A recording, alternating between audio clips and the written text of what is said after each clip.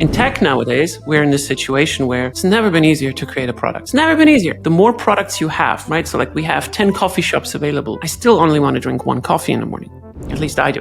How does it interact with sales, product, and marketing? Do you see a problem with how it is run in Europe versus the US? What are your thoughts around this? Let's say we have a die in this room and we're now, let's say we're 6 people, right? And you're going to say, oh, like if I roll the die, it's going to be a 1. You say it's a 2, it's a 3, it's a 4, it's a 5, it's a 6, right? Like, so everybody picks a number and everybody says like, I'm 100% sure it's going to happen. Now, I cannot guarantee you what the outcome is, but I can tell you that someone's going to be right in the room. Yeah. And that's how markets work nowadays. If you compare the landscape of like SaaS companies today versus 10 years ago, probably now for any tool you want to use, there's going to be 5 alternatives which look really similar. If you have good customer success reps and so forth that you think are the core of the business, and you're now putting out a freemium that highlights your ugly interface on the software, and someone is looking at this, then they think you are about the ugly interface. It's problematic to give people goals that they can't influence because it'll always end in excuses, but it's also not great to give people goals that don't actually move the needle.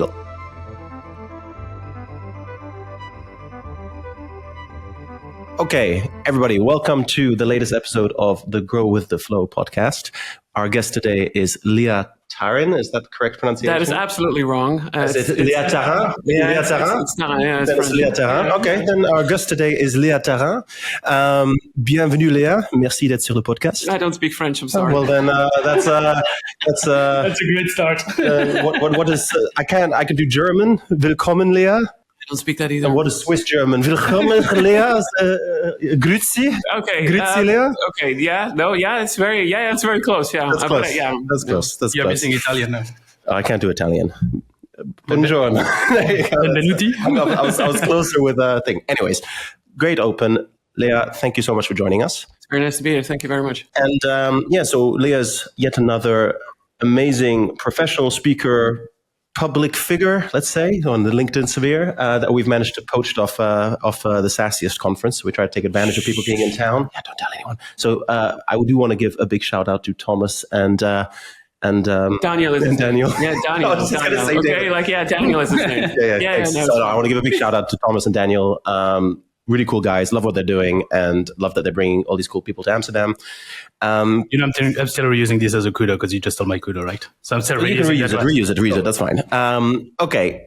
Quick introduction about Leah. So Leah Tharin is a leading expert when it comes to product-led growth, product-led sales. She works primarily with B2B scale-ups, sales-led B2B scale-ups, if I'm not mistaken. Mm-hmm. She's active as a board member and a strategic advisor at several companies that are in the 15 million plus ARR, let's say, revenue sphere. And she shares a lot of her experiences, her thoughts, her ideas through her Substack Product T.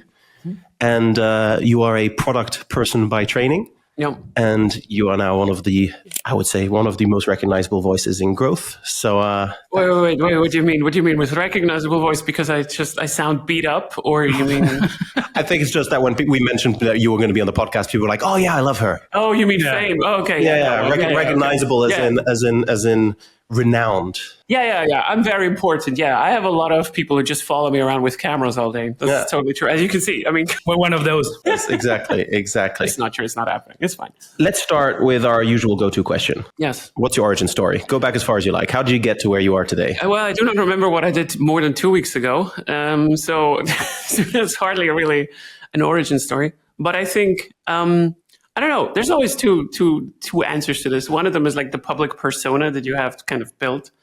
And, this entire LinkedIn spiel and like what you're talking about and so forth. Yeah. On the other hand, I'm also a very, very private person. And I have very clear boundaries on like what I talk about my private life. But I can give you the boring story. I'm coming from Switzerland. I lived in Vienna for 2 years. And then I went back and at some point in my career, I figured, you know what? I need to be famous on LinkedIn. And that's basically what I did. But on the job side, I think on a more interesting note, I started in tech as a webmaster, we called them. It's like, nice. Do you remember those? Yeah, I remember, yeah. Right, like you do everything. Like you're the person who is animating the GIFs and coding the website. And kind of a badass title if you pick it. Like we're so used to it now, but webmaster is kind of a cool title to have. Absolutely awful. So we were responsible for everything, of course, right? So and then I got a little bit frustrated. I started to learn about UX research by Jakob Nielsen. Back in the days, I had a big folder. I was visiting one of his courses where we had, like you have to make sure that the link colors are blue and purple and so forth, like stuff like that, like the stuff that actually matters, right? And then I went into UX research, and UX research really taught me about how to talk to people, how to do interviews with people, how to shut up for a second, which is very difficult for an ADHD brain like mine. And I started to uncover a lot of problems with people, right? So like, when you're talking with people in general, there's a lot of problems coming up. And then I got frustrated because in my daily work, I was always like doing something with this, but I gave it to other people, but I could not produce something. I could not do anything about it, right? Like I was not part of the solution. And then I kind of just switched into product management. And it's funny because you said that I'm a product manager by training. There's absolutely no training for being a product manager until today. I do not think. There's a lot of courses now out there that you can do, but I think most of these certifications are bullshit. But I kind of went into that because I felt like I want to actually change something, and without making it now too soapy. At some point, and then I landed way too early in leadership positions.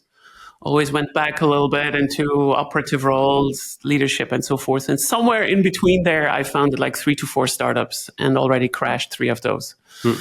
That's basically my story. It's not that interesting, I think, but it is. Like you just you always try to remember it in the correct order as you get older, and it gets harder because it gets longer, right? Yeah. It's like a movie. Yeah, I mean, I don't know about others. I always like to see how people got to where they are now, because you get all these people with similar interests and similar job titles, and some people are big on LinkedIn, some people are not big on LinkedIn, and you kind of assume that there's like this well-trodden path that you need to kind of follow to get there. And I think most of the time that's not the case. Like people, you started as a webmaster, but somebody else might have started as a marketing person, or they might have started as a content writer. Yeah, but like, okay, so here's the thing, right? So like for the people that do not know me, like this is a little bit of my brand on what I'm going to tell you right now.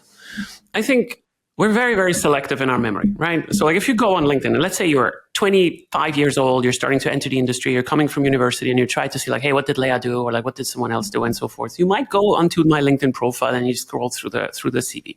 It's all bullshit. I mean, I'm not lying that I was at these companies, that I did all of these things, but like if you would reformulate it into like a true version, it would just say like, look, the first 20 years of my professional life, it just straight up sucked. Yeah. Maybe 15 years. Let's make it 15, right? Because it doesn't sound that bad. But like, I just sucked, right? Like a lot of the stuff that I fucked up, I never really learned from it. And that's a big sin that you should not commit. But that's not it doesn't say that in the LinkedIn profile. No. Why does it not say that? Because we always want to, social media, right?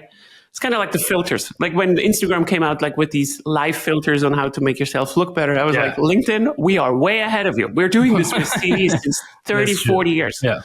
And I think this is a little bit what it is. So I don't pay too much attention in origin stories. There's people that are absolutely brilliant that just entered product management a year ago. Yeah. And I consider them some of the best product people. But that's my point. I think that's the point. That's why I like to hear it from the person, because very often the story is different than what you would expect. Yeah. So I don't want to take it from you. I'm just saying that, be careful with origin stories because they're usually like, heavily filtered. There's a lot of makeup on it. Let's put it that way. We always try to encourage people to give the open story. We have some very, very good, honest stories on with some previous guests. I think we'll get into some questions in a bit. But tell me, so build your career, webmaster, founder, product, and then you landed upon this thing that people call growth. Tell us about that.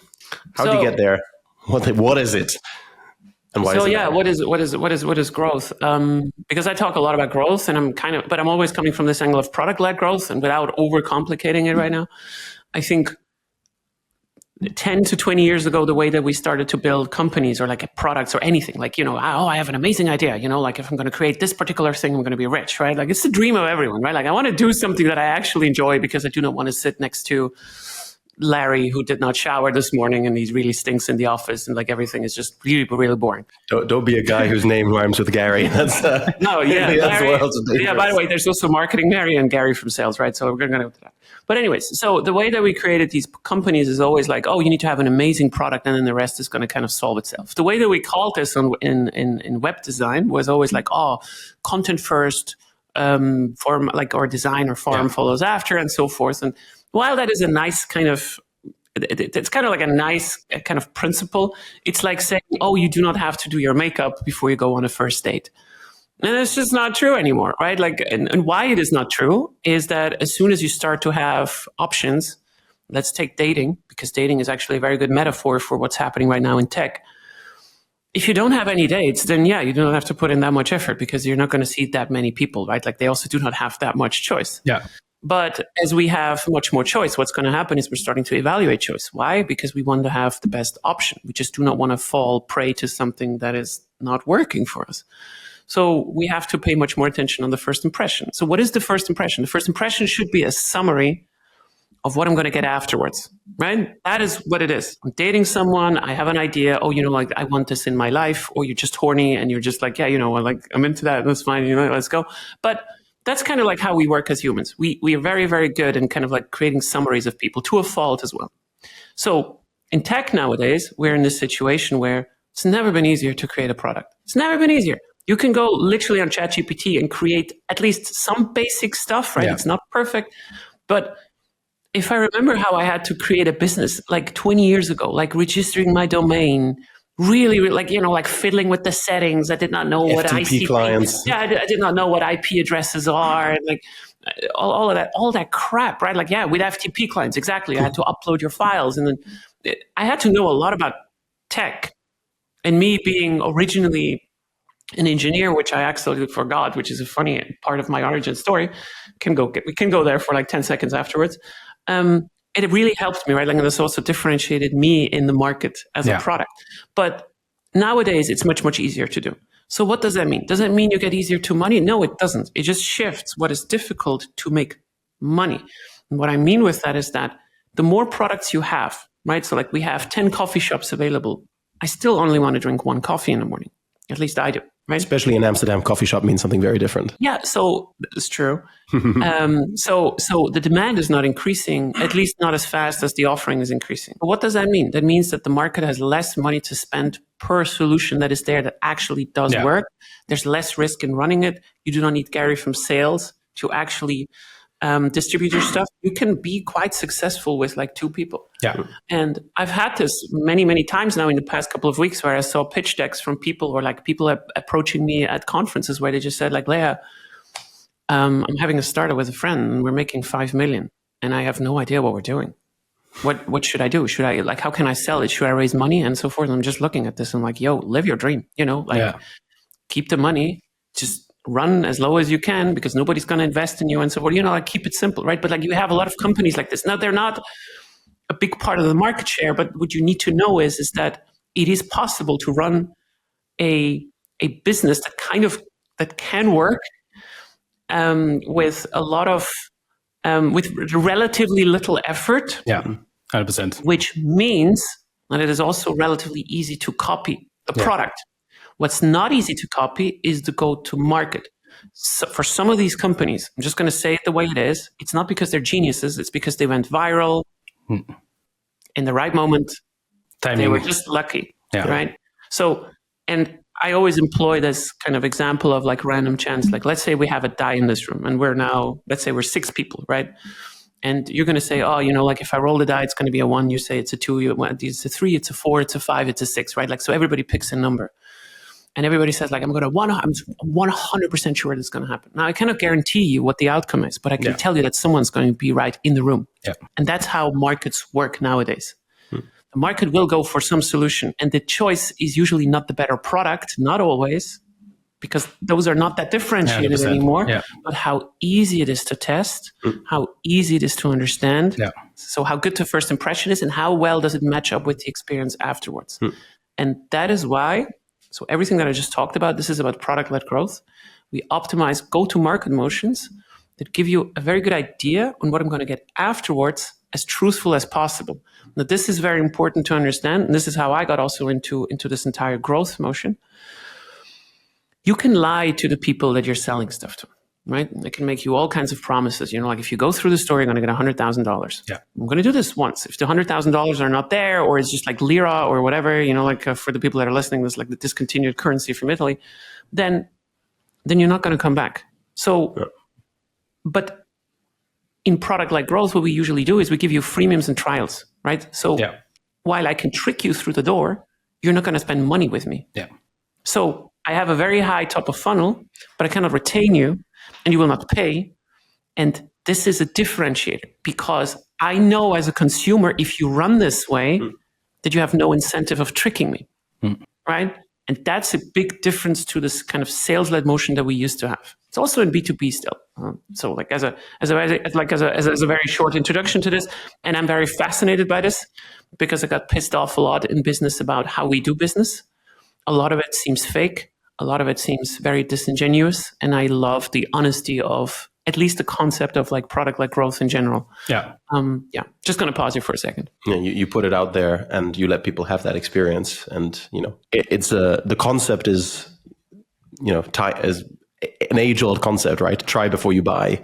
But it's true that a lot of companies still don't have that model, right? It's book a call with Gary from sales and then sign the contract. And I know my previous company with a sales guy, and he said, I used to work at Oracle, and one time I sold the product, and I didn't even show the product. I just showed a bunch of screenshots on the slide deck, and that's like $100K deal. I was like, wow! And then it doesn't really matter if it works. It doesn't matter what's behind it. I mean, obviously, with a large company like that, probably there's something there, but still, it's a few years ago you could get over it with like raising money by just having a nice PowerPoint presentation. As long as the team was strong, you could raise some money. I think this is becoming way harder nowadays. I mean, we have to also now really put a light a little bit on the other side of the conversation. For some companies, this is still how you're doing deals. And this is not because they're disingenuous, right? Like when you also need to be clear. Sometimes the product is not the software, but the stuff that is coming around, support from people and so forth. Like if you're a hardware company, it's also, the entire conversation is completely different. So it's not just about that. We really have to get out of our heads in the sense that we think about, well, everything is software. And it's not true, right? Like a lot of the stuff that we actually offer now as products is not just the software, it's also the customer support that comes on the side. And customer support, I'm not talking about, something is going wrong, you pick up the phone within 5 minutes. Those are nice differentiators. It's all good. But what we were thinking also about at Got Photo, for instance, which is a Shopify for photographers. Basically, you're a photographer that does volume photography at schools. You take pictures of like 5,000 kids, and then you need to send 5,000 links to individual parents that are selecting it, and then they print it out with a physical lab, and they get a photo book afterwards, right? So like it's a huge process behind this. The product there is not just like the software. Yeah. It's the customer support that we give. For instance, when a photographer says like, hey, I'm wondering, right? Like I have these new clients that are coming around. Like, is there a way that I can make my process actually more better, right? In the way that I work. There's nothing in the software that helps you with that, but there might be a customer success rep that tells you, hey, I'm a photographer, but I also know the software very well. Here's an idea on how you can do this. Or here's how you price your product. Yeah. And that's how you make customers successful. And in that case, actually the software takes a step back. But don't you think that that's a necessary as well differentiation nowadays? Because if you compare the landscape of like SaaS companies today versus 10 years ago, probably now for any tool you want to use, there's going to be 5 alternatives which look really similar. Yeah. And then you need to differentiate yourself then on different things because maybe the product is limited to what it does. And then you have to say, okay, then I'm going to differentiate myself. Could be on pricing, but could be on better customer support or those extra touch points to be on brand, to differentiate yourself from the other competitors which actually have a really, really similar product. So price is the most obvious differentiator, but I actually don't think it is a differentiator because price is always the result of what I give you as value, right? Like I can always charge you a specific amount. And as long as the value is higher that you perceive, you will pay for it. So I think the price is just like what you slap on it afterwards and whether you have a really good kind of feeling on like what the market is willing to pay. Yeah. Differentiators specifically, or like defendable moats as we call them as well, in terms of what can we run the business on for a longer time without the competition being able to compete with us, have changed quite a lot. Brand is still an incredibly important differentiator to build because it's not that easy anymore to defend the others. Yeah. I'll give you an example. Let's say we take some basic consumer tech and I want to know in the morning what the weather is like. How I consume the weather is I ask my phone, And by asking, I mean literally, I hope there's no assistant here. Like, hey, company with G. Hey, Gary. Yeah, I know what I mean, right? Like, I don't want to trigger any of the phones that are on the table right now, but like, hey, thing with G, right? Like, how's the weather today? Yeah. Now, this information is being pulled by an AI on a website, and I don't know from which product. Yeah. I don't care. I really don't care. So if you now spin this a little bit further and you think about like down market tech and B2B, where you just need a service for something that is interchangeable. So for instance, like I need to know where you live, or like when did I last contact you? So a CRM function and so forth. And we are living in a future where I can just say like, hey, I don't like this product anymore. Like we do not have enough data. Find me a different solution and a different data enrichment service. We're going to head into a future where you can switch products extremely fast. So the AI will cancel your subscription. Yeah. It will give a new one. It will pull all the data from source A to B and so forth. We're not there yet. We're absolutely not there yet. But as it becomes easier to consume stuff over other interfaces and so forth, you have to ask yourself, what is the differentiator? And usually the differentiator lives outside of the product, of the software that is easy to copy. And this leads to a very interesting effect where I sometimes say product-led growth as a model, right? So like as freemium, trials, all that kind of jazz, actually is sometimes the wrong differentiator, or like the wrong vehicle to transport your differentiators if what makes you different does not live inside of the software. And what I mean with that is if you have good customer success reps and so forth that you think are the core of the business, and you're now putting out a freemium that highlights your ugly interface on the software, and someone is looking at this, then they think you are about the ugly interface. And that's a big problem, right? So now we have this problem that sales is, why are they pitching it to the customer over the slide deck?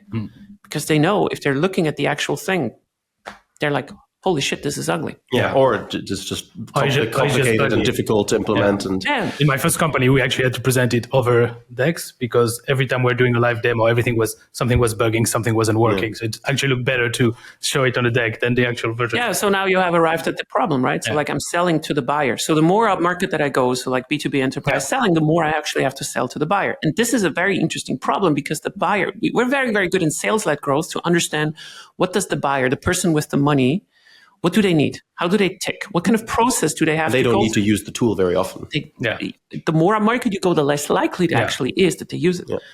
I've been saying one thing yesterday in my presentation at SaaS on this. And I think this is where product-led growth and sales comes actually together, right? Like sales-led growth comes together. We are very, very good in sales-led companies to know the buyers, what they do, why they do it, how they pay the money. Buyers give bookings. Booking is, I'm closing a contract that's going to come in the next year. The users inside of the enterprise companies are starting to gain power. And what I mean with power is, if they do not like it, it will arrive at the buyer, and the buyer will be also incentivized to keep the people happy. This is a relatively complex process. I don't want to get into it, but the problem is users are creating retention, even in enterprise business teams. And classical sales-led processes only know the buyer really well, but they do not have internal organization mechanisms to understand how their products are being used and whether the usage is indicative of good success. For instance, if you're selling a CRM, I know exactly what your payment status is, what the NPS rating is that the buyer has given me, all these funny things, right? Like who was in contact with the buyer when and so forth. But I actually have a very hard time as a salesperson to tell you how they're using the product. How many teams are on it exactly? How are they using it? Which teams are healthy? So we're also talking about health scores in product-led sales and so forth. And this information is very critical because it can be that the buyer is happy, but the users are starting to be very, very unhappy. So I think it's something really interesting that we have now a couple of clients that are on the enterprise level type of deal. And we see that the buyer, like is a really advanced software, both that they have. The buyer just want to see a dashboard of the end result. Well, actually the user is the person who's actually going to use the software. And it's way more complex. And then we realize that actually when we do, marketing and then we want to educate the market over the solution, you can target the buyer, but you also have to target those users to make them understand actually what can they do with it, because they are involved obviously in the buyer journey, right? Because more and more the buyer is going to check with the people who's actually going to use it, say, hey, do you like the solution? Does it work for you?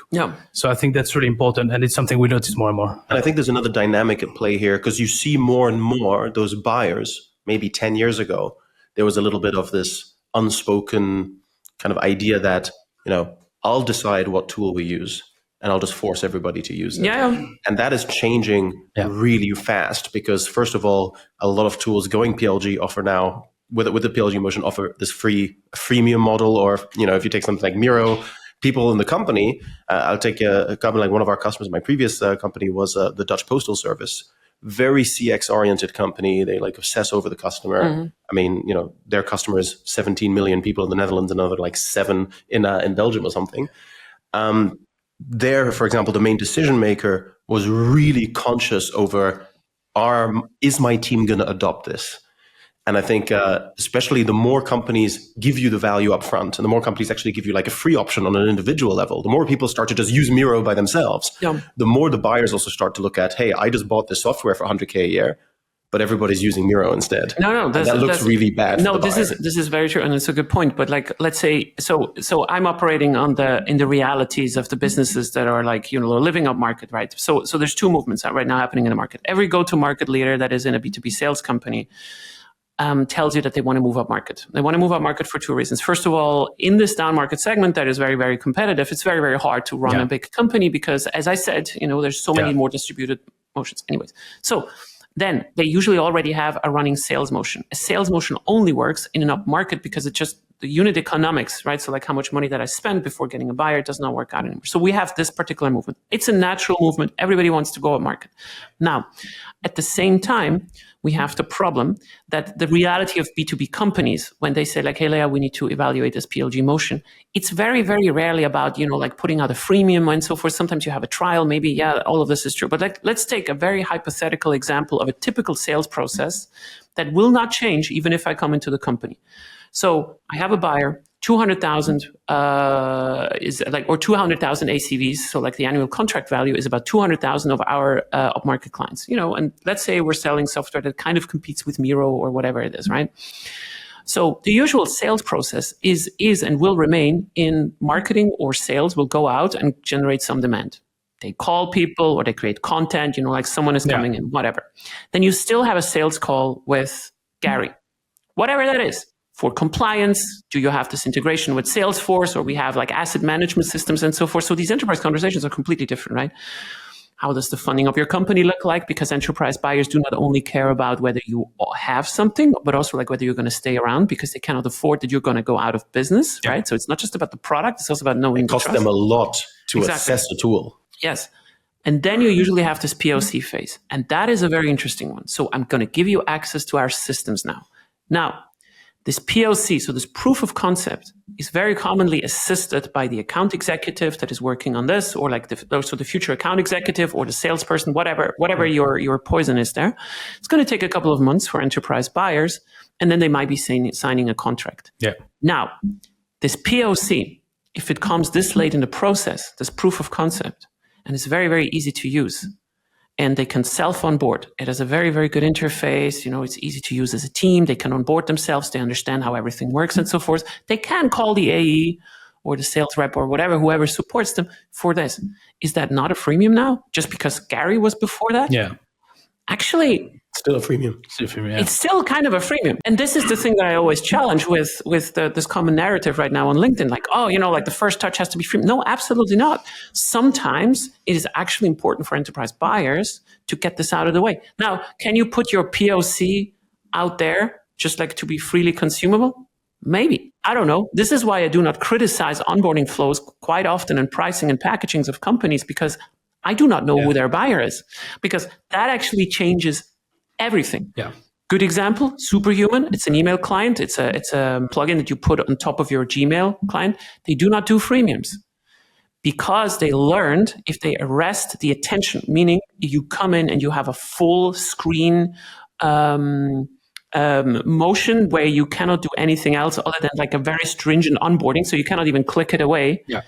It works best in a trial where someone has to commit payment. There's no free month or anything unless you're being recommended by someone else. So you have to get to an onboarding either by Gary, the sales guy, or a very, very stringent kind of onboarding inside of a trial. But the freemium would not work because the freemium would give off the wrong impression what the product is about. You could not learn it just by going into a classical freemium without an arrested. There's no product tour necessarily. At least that's the current working hypothesis. And this is very, very individual per company. So for these upmarket companies, I'm usually not even changing that. I might help them in structuring like, hey, does a trial make sense or so forth? But the question that we always ask ourselves, are we giving our enterprise buyers a wrong impression, or can we support with what we show in some way what's going to go on? And usually the answer is interactive demos. This is probably, to me, this is a part of a product-led growth motion as well. It's also interesting, it keeps coming back because, PLG hyped, everyone talks about it. And, you have this trend where founders just go like, we're going to be PLG now. With a very, very superficial idea of what that might entail. Usually it means we're going to add a free trial or do a freemium or build a product tour, like the tactics. But you're now one of many people we've spoken to who really see it as, it's kind of like there's a fundamental philosophy and mindset behind it, and the tactics can then vary from company to company. Yeah. What I thought was really interesting is when you first started talking about this, you talked about it from a perspective of GTM, that this part of your go-to-market motion. And I think this is one of the things that we've experienced is, if you go to the US, most people who work in growth teams are product people. You also said, you see it as a product discipline. When I moved to Amsterdam 8 years ago, it was around the time when people were the buzz around product-led growth started growing. And I felt, to me, at least in the Netherlands and widely in Europe, it got adopted very quickly by marketing people, where you had these growth marketers and growth hackers. And let's put aside the fact that a lot of people will use all kinds of titles to make themselves sound good. Yeah. There was definitely like this trend where in the US, it was a product thing. And in Europe, a lot of companies, it was adopted by the marketers. My theory is that the product function was much less developed in Europe than it was in the US. And that the more technical people in companies here tended to be digital marketers with kind of SEO, web scraping kind of experiences. Yeah. How do you perceive that? And what is the role of, like, multi-pronged question, where does growth sit? How does it interact with sales, product, and marketing? Do you see a problem with how it is run in Europe versus the US? Yeah. What are your thoughts around this? So you're absolutely correct, I think, on most of what you said. And I think also that in Europe, growth is understood as a function of marketing or sales. Very commonly in B2B companies, actually, when you say that you are the growth officer, they assume that you are the CRO. Yeah. So until last month, I was the CPGO of GotPhoto. So the Chief Product and Growth Officer, which raises a couple of eyebrows, right? So for a lot of people, depending on where you're coming from, they do not really understand this. European companies in general are project-led, which means you have waterfall or like some weird form of agile, like SAFe or some other crap that is just not really, like it's just, it's kind of like project and engineering led. Yeah. These companies are not incompetent. I'm not trying to throw shade at it. It's just like how we used to develop software, and we're very slow as a result of this, right? So the American style, let's just call it that, because not every American company is like this, is exactly in the way that you said, where it's more like, growth is a function of product. You always have to define what you talk about when you talk about growth. First of all, growth to me as a function inside of a company is understanding how can I, as efficient as possible, connect users to the product value without working on the product itself. Let me give you an example. Let's say your product is a house. That is what you're selling. Yeah. And it's the best house ever. You're so fucking happy about being there. Commonly, what is really underdeveloped is the door to the house, or like the way into the house, because that's not what the product is dealing with, because they're just taking the people that are coming into the house, right? Like whether they're coming into the windows or through the chimney, it doesn't matter, because product people they're getting people from somewhere, whether it's sales or whether it is marketing and so forth. So now if you give growth with this kind of hypothesis on like, hey, bring me people as efficient into the house as you can, and your house does not have a door, it just has a window, what marketing is going to do, they're going to make you a very nice marketing campaign on how you enter the window really well into the house and how cool it is on the inside there. And that has to do with the fact that marketing people cannot change anything about the product. Yeah. That is exactly the problem. And this is why it should not be with growth. This is why growth should not be with marketing. Now, product people have a completely different problem. They should be building the door and make it easy to get inside of the house, which does not change anything about the value proposition on like what you experience inside of the house. But they do not understand very commonly, because of how companies have been built, who really is coming into the door, why they're coming into the door, and whether we should let someone into the door. So they do not know how to connect it all with the revenue. Yeah. And which people coming through the door matter most. I like Maybe that. they are particularly... Exactly. So like I like it's the this metaphor. entire ICP discussion, right? So like sales is only focused on like, who am I talking to? Is the buyer and which company they are? Product only looks at product usage data but they do not talk to each other. So just to close on this, the future in the next couple of years for CPOs, right? So like chief product officers, which is a relatively young job description itself already. We have to understand that CPOs in the future need to own revenue. They will be evaluated on revenue, which is a very uncommon concept. The self-serve pipeline at the very least, and some of the mid-market in my companies where I am, highly recommended that product has to own them. Otherwise, nothing is moving. And this is very uncomfortable if you also have a CRO, because they're usually, so the chief revenue officers that are running sales, they're usually used to owning all the pipeline that is coming in. This little change is very powerful, but it's very hard to structure inside of a company, so you do not have constant infighting. So that's what's going to happen. I like this idea because it's what you mentioned. I think is what we see as well, that, for example, marketing teams, used to be more judged on, awareness campaigns that they create or MQLs they create. And now more and more in companies, you see them that they go towards revenue goals, same as sales team, because then you can align way more if your revenue, if your goal is the same as sales team. But it actually makes sense that the product team also should be aligned on the revenue goals. And it's contentious, right? Because like entire companies are structured on sales team bonuses based on closed deals and these sort of things. So there's a lot of legacy there. I mean, I know you tend to work probably with bigger companies where I think it probably makes a lot of sense for it to sit with product. I found that with kind of smaller companies, you can create some kind of cross-functional team. You can create some kind of, because then the company's small enough that you can just put marketing and product and sales in a room and you can figure it out. I think once you get bigger, those walls start to become... And that is true. So small companies can compensate for a lot of the crap that you do wrong in organizational building because there's just not that much of an effect on it. And, like in small companies, you're also like, I earn my money at scale, not only because these companies can pay more money. That's also true, right? Like I'm also going up market for myself, but also because mistakes are amplified at this particular scale. If you have an inefficient process of planning or whatever it is, like over 10 teams, it's going to cost you a lot of money compared to a 20 people company where you can just say like, what the fuck is wrong? Like give me new coffee. We're just going to change the process. It's very easy to do. This is another thing that you need to understand. Even if you have a simple product that you're selling to someone else, like let's say you're selling something to a big company and they want to use Miro. Every enterprise company that is adapting a new tool is going to spend a lot of money to bringing this tool into the company, regardless of how much it costs in monetary value, because you need to change training processes, integrations, all of it.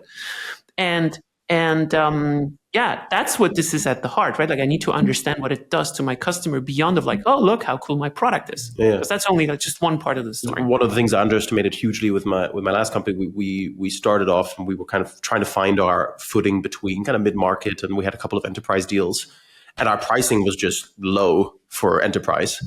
And then we were talking to somebody, I can't remember who it was, and he was like, do you realize what the opportunity cost is for like 2 C-level people and like 5 managers and 6 team members to be involved in this buying process? Like you're charging them 10K a year. It costs them 10K just to have this process to assess your tool. And I think understanding... or even more. Even more, No. It's just like, I'm just saying, right? So like POC is not only expensive from the money side, but also like the time that you lose. Time is always... Exactly, the opportunity cost is huge. For me as an exec, time and money at some point starts to kind of shift, specifically at scale. So why do I cost so much money for companies? Is it because I'm 5 times more awesome than others? No, I'm not. Absolutely not. I am not.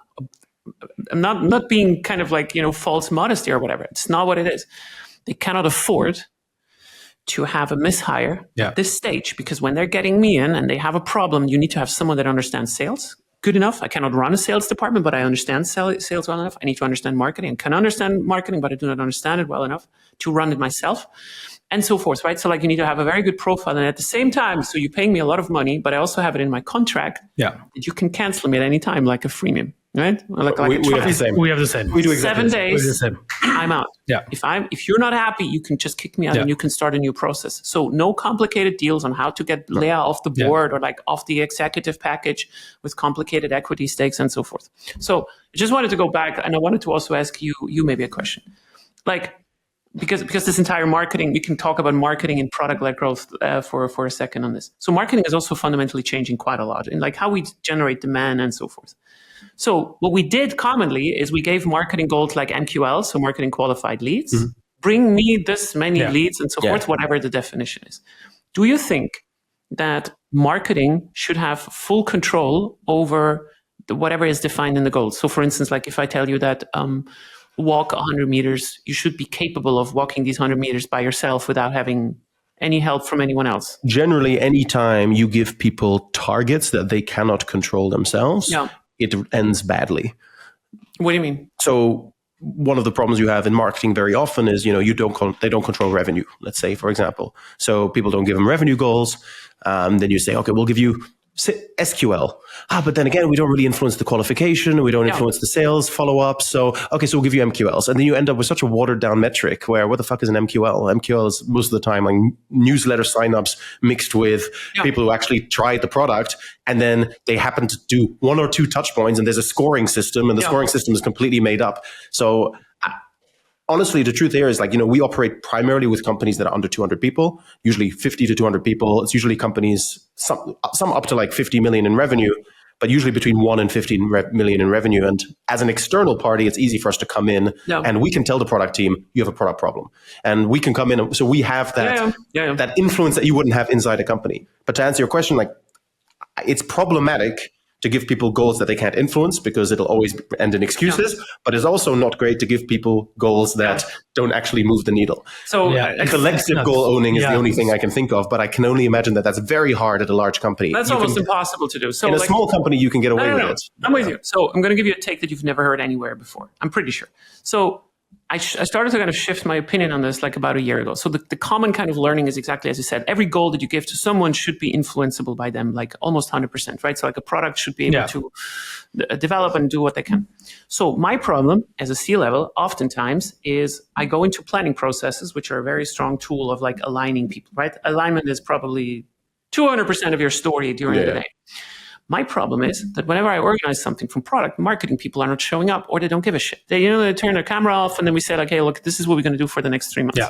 There's a fundamental problem in that I, from product, sometimes do not know whether what I do should have input from marketing because I'm not a marketer. Yeah. Right? So that's the thing. Yeah. I do not know whether it influences the sales process despite my best intentions. So I need people to be there. Now, so what can I do as a C-level to say marketing needs to be there? I can mandate it. I can say like, you have to be there or you have to do this and so forth. Shared goals also do not work, but there's another alternative. So let's say I say to marketing, hey, marketing, you know what? Your MQL definitions, we're going to change them a little bit. Next year, you're going to bring me 5,000 ICPs. So we need to be able to measure what an ICP is, whatever that is, like I know what it is and then measure it. No, but like you need to kind of, let's assume you can do that, right? So like you bring me 5,000 ICPs, whereas 30% of those are reaching the aha moment. The aha moment is a concept out of product management where we say that, like this correlates to retention before payment, whatever, right? And then the marketing people will tell you, well, but hey, we do not have full control over this. We cannot influence what's happening when they're landing on the website, right? And then you can influence an increase amongst your ICP, though. Oh, yeah, you can. But it's correct that they cannot influence the last part of their goal. You know what they're going to do then? They're going to start up to show up to these fucking planning meetings. That's exactly the point. I need goals that reach into cross-functional functions because marketers do marketing things, product people do product things, and whenever they have cross-functional opportunities, another very, very classic example on this one is that something is wrong in the sales pipeline.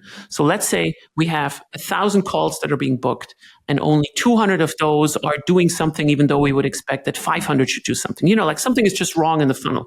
Can you tell me with certainty, if you're looking at this, that the problem is inside of sales? You can't. It could be that the product is shit. Yeah. It could be that something is wrong with customer success. It could be the infrastructure. But we still measure the sales on those closed deals. Yeah. No, but we expect sales to come up with an answer. Exactly. Yeah. I can guarantee you in 95% of the companies that the product people have no idea how the pipeline functions because they do not care from an organizational level. And that is because they have a title of product and they have planning that is tied into product. Yeah. I usually structure this in a way that I say, like, if you are below 150, all of you once per month are going to sit in a room, not physically because we're not Amazon, like in a hybrid room where we do planning together at the same time where we just start to kick it off. As soon as it becomes bigger, you have to split it up. Yeah. But you can align this with 150 people across all the silos. This is a huge change in my thinking because key results, all of this stuff that we pull out of our behinds, like to make a connection to the revenue, they're all nice. But you want to have stuff that measures the quality of what marketing does, reaching a little bit into the product, and the same for product, reaching a little bit into sales. So any validation, if you tell me that, we're going to build this feature and then we have 500 customers at the end of it. If you did not talk to sales or marketing, I'm going to call you out in front of sales and marketing. Why did you not verify this with our salespeople in this 3 months planning? And that's the big difference. Yeah, and I think that's absolutely right. I completely agree there. I think here the context is important that you're a C-level person who wants to encourage this cross-functional kind of collaboration. I guess I have to force it. Yes. That's what it is. Yes, and but sometimes I think the problem is that you might have marketing people or product people who want to have a more substantial impact, but if that desire isn't there on a higher level within the organization, then it becomes a little bit hard, right? So it has to come from the top to say, we will give you revenue goals. We will make you all responsible for revenue. Yeah. And we will make it so that you can sit together and figure these things out together. Because otherwise you end up with sales not trying to help the product team make the product better, but just blaming the product team saying, product sucks, I can't sell this thing. So here's an interesting thought, because you just talked about people who really care about their job, like they have an incentive to do something the right way. So let's high performers, right? Like people who are really good at their job. The problem of high performers is that they cover up the weaknesses in your organization. A lot of C-levels do not know how to build organizations. I claim that I know better than the average person, of course, otherwise it would be really weird, right? But I have to kind of claim this, whether this is true or not, we do not know. But high performers tend to really cover up the weaknesses in organizations. I go as far that I say that the CPO-CTO construct, for instance, having a CTO and a CPO is not a good way in organizing your organization to a specific size, right? Like at a specific scale, you need to do it. But like, let's say you're at 150 people and you have a CTO and a CPO. I do not think that's a good idea because nobody really owns how the team as a function works. Yeah. And what I mean with that is that, we have an engineering problem or an engineering initiative, and then engineering does something, like the CTO says like, we do not have enough people. Let's hire 2 more into this particular team. Now, because you start to add these people, the product manager starts to become ineffective because their people, like their team just started to build up. Yeah. Either you have a CPO and a head of engineering or whatever you want to call them, an SVP of engineering, or you have the inverse. You have a CTO that is product minded with a head of product or an SVP of product and so forth. But this comes out of this necessity on like, hey, what do you actually want to manage? But if we have people with the same level of titles, as soon as you do not have high performers in these positions anymore, then the organization has to compensate. And if you don't have that, you have trouble. It's also a function of the fact that it's also a function of the fact that these disciplines are changing and the skill sets aren't necessarily changing at the same pace. So in the interest of time, because we could go so deep into this, and this is fascinating. We have a few minutes left. So I think we're going to move to the next section, which is basically we have 4 questions. It's not rapid fire, but short answer. 1-sentence answers. So I have to be short answers. This is my weakness. Yeah. No worries. So first of all, it's like, what's a controversial opinion that you have? I think everything that I said is very controversial. Yes, I agree. I just criticized a lot of people with C-level titles. Yeah. So what's your biggest or favorite fail? My biggest or favorite fail? I have so many. I think I was running a startup for 3 years when I could have known after 2 months that it was a complete failure, like objectively. Yeah, I think we've all been there. So. Who do you learn from the most? I think from my father. Pretty much on like how to run a business and how to be honest about it. I think that's definitely one. Yeah. And then on the professional side, from just a couple of leaders that taught me that you do not have to be this classical leader that we established 20 years ago that just pretends to come in with the tie and knows everything and is just an autocratic asshole. Nice. Makes sense. And the last one is like, what is your favorite tool for 2024? The one that I use the most probably is either Miro or whiteboarding or some kind of form of Notion. But I started, in terms of like which tool is my favorite one that reduces the most pain in my life, it's probably right now Superhuman, because I just hate dealing with emails. I get that. Not a good thing. I got 600 unread in my inbox right now. Those are rookie numbers, my friend. That's because, and that's with kind of compulsive marking as unread. All right.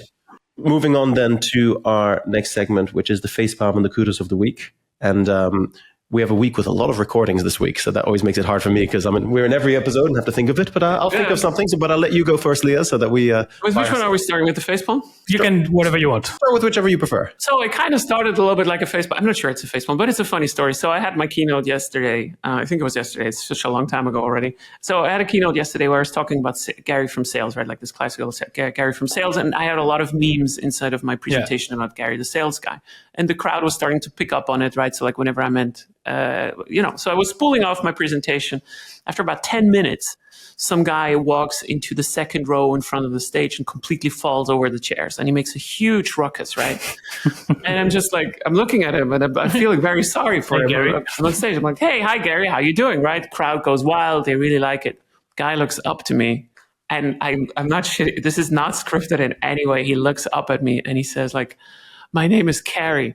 And I'm like, are you shitting me? Right? Carrie? And I thought he's joking. Yeah. I'm like, you were shitting me, right? And I'm on stage, right? Yeah. So there's 600 people in the audience and like the entire audience just goes wild. It's like, no, I really am. And I'm like, oh my God. So I started to kind of build him into the presentation as like Carrie, the guy from customer success. Because you always kind of want to mention his name. And it's true.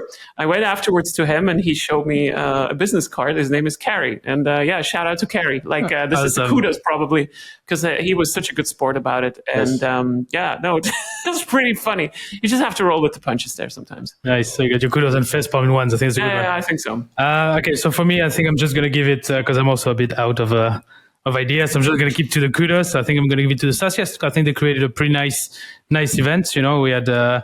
we have Leah, we had April, we had Jacob, we had Westbush, we had Nathan Latka. I think it's really nice lineup for Amsterdam. So kudos to them.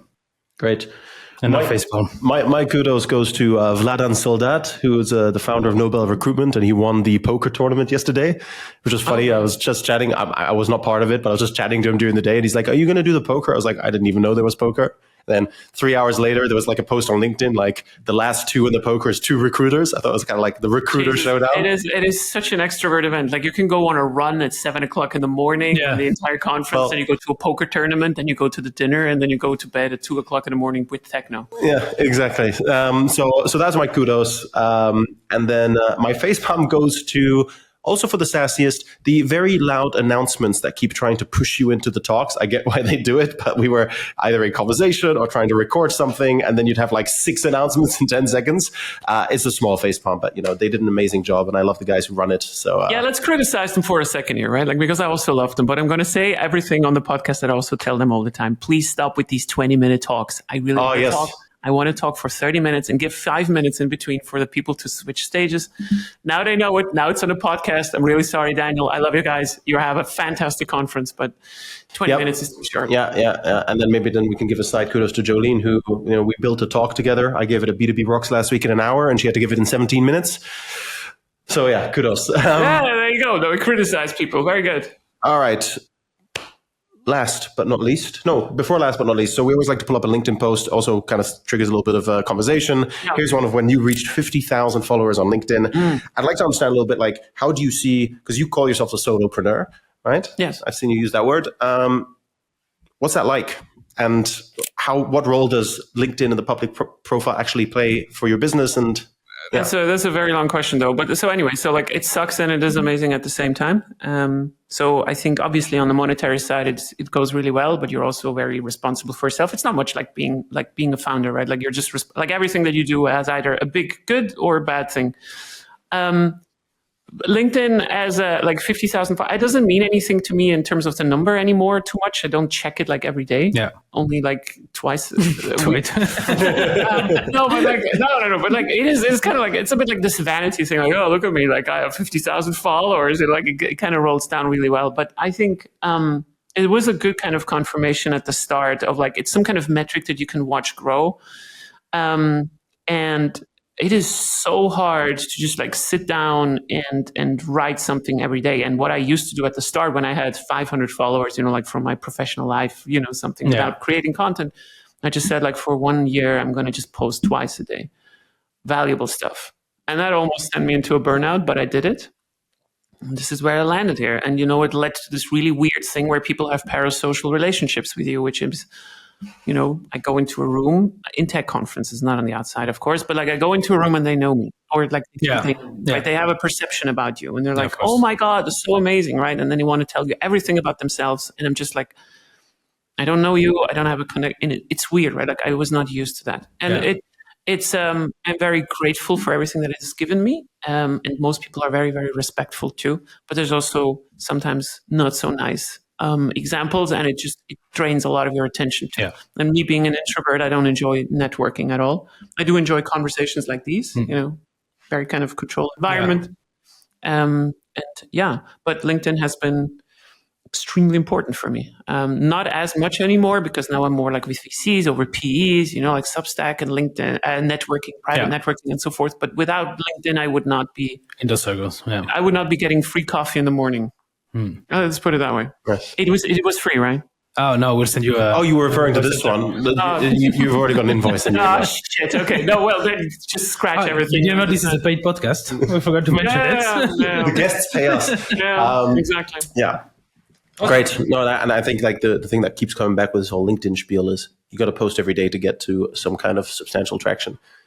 That's because everyone says, "Oh, start with twice a week, start with 4 times a week." And if I'm seeing people who are now building it up, and even now with their algorithm kind of being sucky, they still post every day. I just want to say quality at the end of the day. I want to say one thing.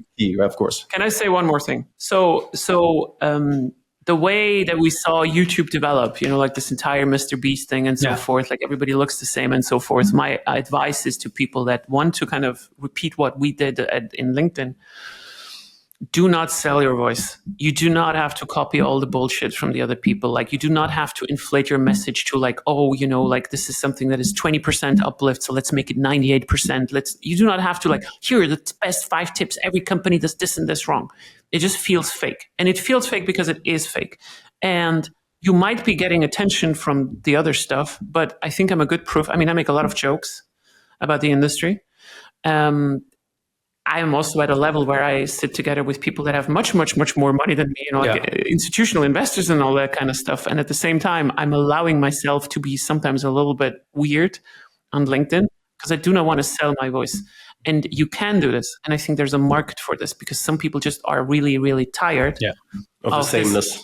Overproduced garbage. It's the same when you do your presentations, your keynotes. You put a lot of humor in it. Like when you do the recording, like people are laughing every 5 minutes. I think it's it's refreshing and it's a nice way to put it actually. Yeah, and it doesn't have that much. So this just really quickly on this one, right? So like I also pay attention that I'm not overproducing my stuff by having an editor going through every detail because what that does is as soon as you do that, you're not allowing yourself anymore to be spontaneous.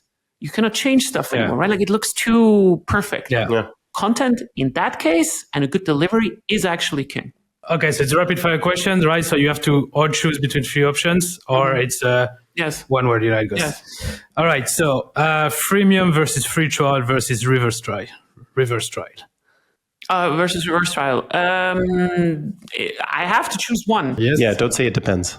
Well, I know it depends. It depends, but you cannot say it depends. It varies greatly on the context of the companies. Commonly reverse trials, I'd say. Okay. What's the North Star metric for PLG? Time to value for your ICPs. So like your ideal customer profiles. Okay. Expand existing users or acquire new ones? Expand. Activation or acquisition? Activation. That is very that is okay. No, we make it on purpose. Bad choices here, man. Yeah. It's deliberate. Activation. And then we'll put it on LinkedIn that Leah Tharin said that. It's going to be. Yeah, you can go for it. Kidding. That's fine. What is your favorite book? Doesn't have to be business. Competing Against Luck by Clayton Christensen is a business book, but I also find it very good as a kind of general kind of perspective where you just start to try to look into why do people do things. So you're getting out of this, we're building a solution. Everybody wants a product. Nobody wants your product. They always want to kind of solve a specific problem. And for me, it was an eye-opener. It's also how I try to look at the world, right? Like if you understand incentives and why people are doing what they do, I think you're a better person as well. Okay, makes sense. LinkedIn or Substack? Substack. And then that's Ferdy's favorite question. He's really proud of this one. So Gary from sales or Karen from marketing? Karen from marketing? I was trying to think, what is the equivalent of Gary from sales? Mary from marketing. Barry. Oh, it has to. Mary from you have to keep marketing. It has to be an overweight white guy. No, it's fine. It's just like I think it's very sad that everybody that's called Karen is now it's just so negatively kind of. I actually didn't even think about that when I said Karen. Maybe that's subliminal thinking. Then Barry but from like you marketing. could call Karen from customer care, right? Because it's kind of like rhymes. Yes, Anyways, it is. So Mary from marketing. Gary from marketing. I don't know how to decide. Like, let's say Gary from sales, because salespeople like to laugh about themselves a lot.